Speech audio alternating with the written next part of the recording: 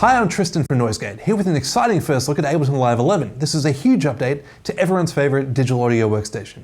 Being an Ableton certified trainer, I was lucky enough to get early access to this release, but keep in mind this is just an early alpha build, so not everything from the final release is here, and some things are likely to change over time. Plus, it probably hasn't had all of the performance optimization you would expect from the final release, so don't read too much into things like CPU usage. There are a ton of new features here. We're not going to go through absolutely everything today, but if you're after a closer look at some of these new features, we will have a live stream coming up, where hopefully you'll get a more thorough analysis, plus hopefully we'll be able to answer some of your questions. And on top of that, there'll be more videos coming from us in the future. For the time being, I've sorted the new features into 3 categories, and I've chosen 3 features from each category to focus on today. So let's get stuck in.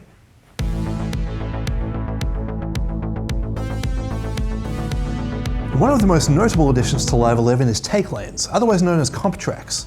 In the Arrange view, we can now add an alternative arrangement of clips to each track by adding take lanes. You can add as many of these as you like, plus they'll be created automatically with each pass during loop recording.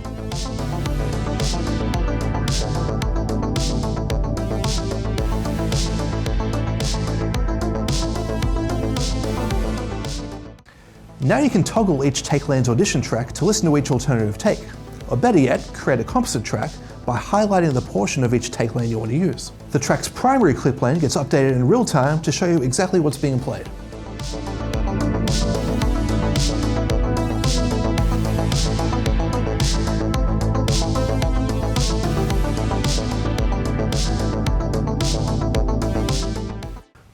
Next is new follow action features. There are 2 significant changes to take into account here. First, their interface is quite different now, with the chance control simplified to just an A percentage versus a B percentage slider. There's also an option to specify whether follow actions are triggered after an elapsed amount of time, measured in bars and beats, or a linked mode, where they're triggered after a clip has looped a specific number of times.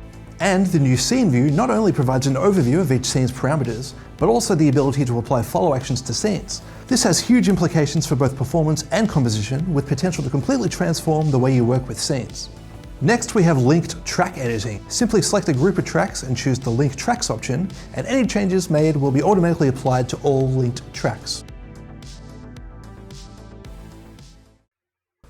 The next category of features we're going to look at are new and updated devices, although some of this does bleed into the next category, so stay tuned.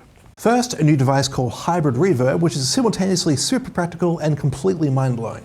It's really 2 reverb processors in one. The convolution engine has a stack of IRs organized into categories, plus the ability to load your own.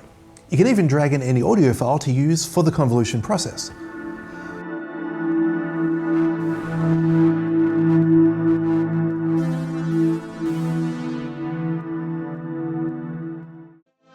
The algorithm reverb has 5 distinct algorithms, each with a unique set of parameters, including some really interesting variants such as tides and shimmer.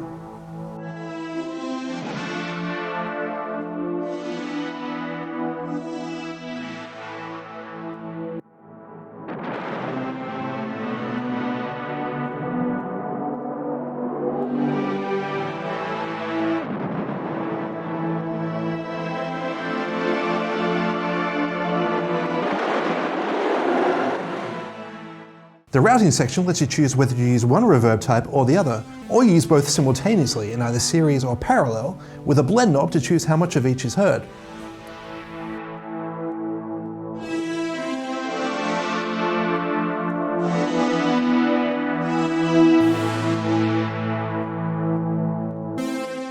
Then we have a pair of new effect processors called Spectral Resonator and Spectral Time. They both operate by first breaking the input signal down into partials as displayed on the spectrogram. Spectral Resonator then creates a range of pitched effects by assigning a fundamental frequency or note, then stretching or shifting these partials. The fundamental pitch can also be set by a MIDI input source and can even operate polyphonically.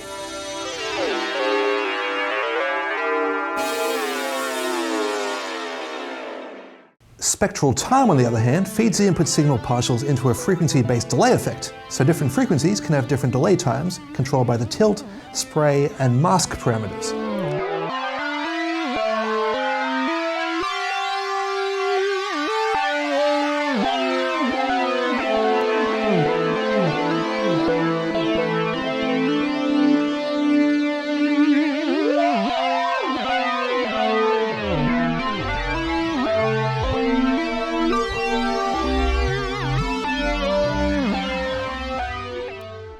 Also, instrument and effect racks have seen substantial updates, with the ability to add or remove macros as necessary. A new randomize button randomizes the value of your macros, and macro variations allow you to save the current values as an independent preset.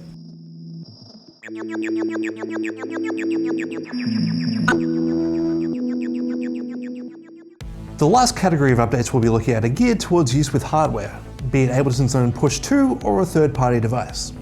First of all, MPE support has now been deeply integrated. This applies to several of Live's devices and extends to the support of third-party MPE plugins. So, with an MPE-capable controller, you can control each note of your instrument's performance on their own MIDI channel, for precise control far beyond what's possible with traditional MIDI input.